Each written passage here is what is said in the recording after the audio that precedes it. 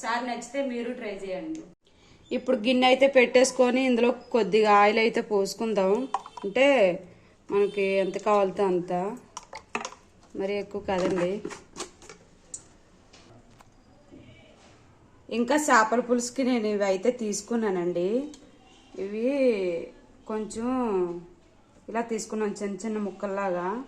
ఇంకా పచ్చిమిర్చి కూడా ఇలాగా, సరేనా. ఇంకా నూనె బాగా వేడెక్కిపోయిందండి. ఇందులోని మనం ఉల్లిపాయలు తీసుకున్నాం కదా, వేసేసుకుందాం.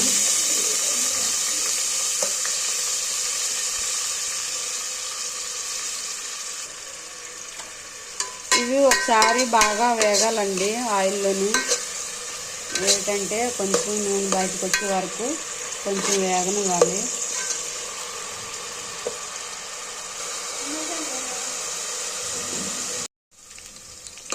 ఇంకా ఆయిల్ బయటకు వచ్చింది కదా, ఇంకా ఉల్లిపాయలు కూడా బాగా వేగాయండి. ఇందులోనే కొంచెం కొద్దిగా పసుపు వేసుకుందాం.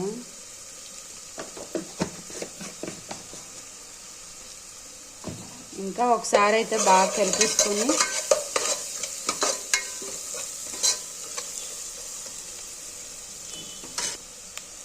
ఇంకా ఇందులోనే కొంచెం అల్లం పేస్ట్ కూడా వేసేసుకోవాలి. వేసేసుకొని ఒకసారి బాగా కలిపేసుకోవాలి.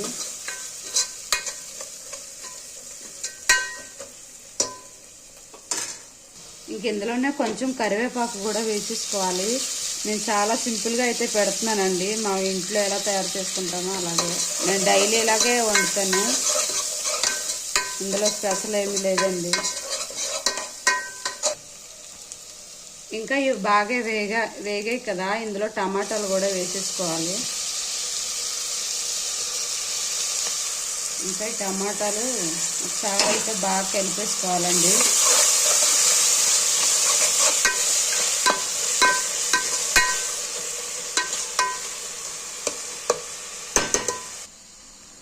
ఇంకా ఈ చేపలు చూసారా, ఇవి మెరుగు అంటారండి. ఈ చేప చాలా టేస్ట్గా అయితే ఉంటుంది. ఇవేనండి నేను పులుసు పెడుతున్నాను ఇప్పుడు. ఇంకా ఇదైతే బాగా వేగిపోయిందండి. ఇంకా ఒకసారి అయితే బాగా కలిపేసుకొని ఇంక ఇందులో అయితే చేప ముక్కలు వేసేసుకోవడమే.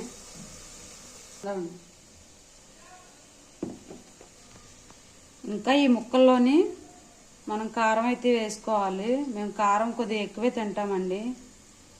మనకు ఎంతైతే సరిపోతుందో అంత వేసుకుంటే చాలు.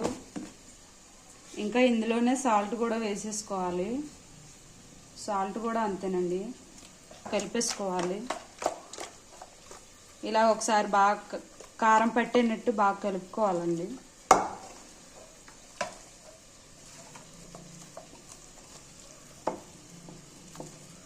సరేనా. ఇంకా ఈ ముక్కలు అయితే ఇందులో వేసేసుకుందాం.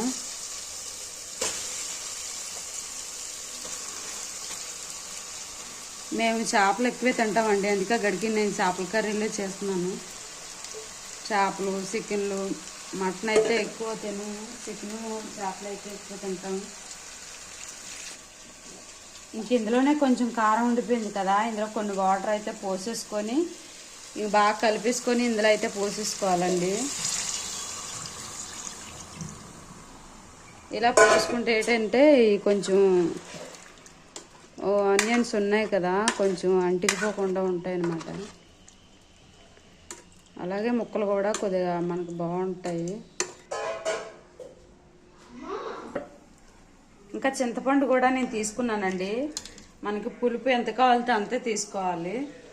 నేనైతే ఇంత తీసుకున్నానండి. చేపల పులుసు కదా, కొద్దిగా చింతపండు ఎక్కువనే ఉండాలి. ఇదిగో ఈ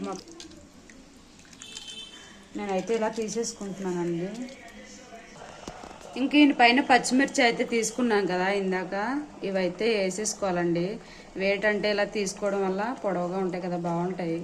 అంటే మనం అన్నంతో తినడానికి కూడా బాగుంటాయండి అవి.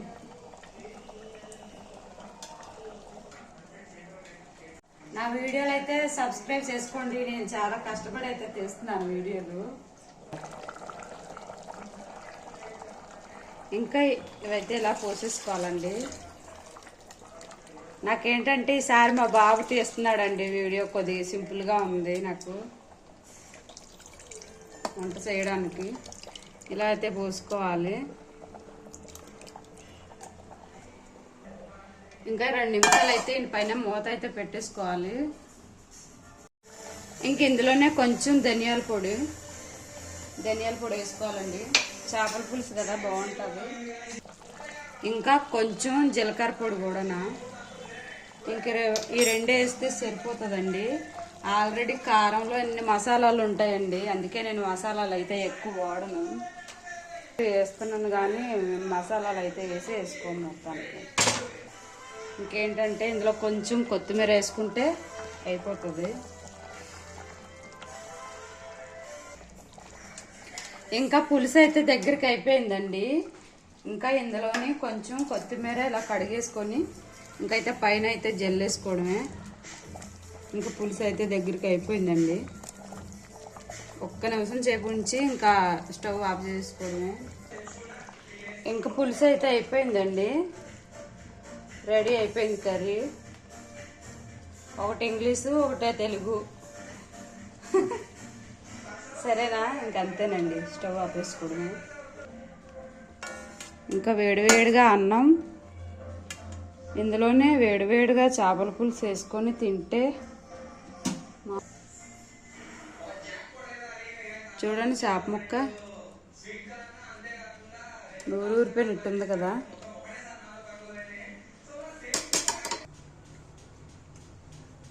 మా బాబు చూడండి ఎలా తింటున్నాడు, ఆయనకి కాలిపోతుంది. బాగుందమ్మా, ఎలా ఉంది? నోట్లో కరిగిపోతుంది. పుల్ల పుల్లగా కారం కారంగా ఉందా చేపల పులుసు. మీరు ఎలా ఉంటుంది? ఈయన చూడండి ఎలా మాట్లాడుతున్నాడు. నేను కష్టపడి వండితే నేనే కదా కష్టపడి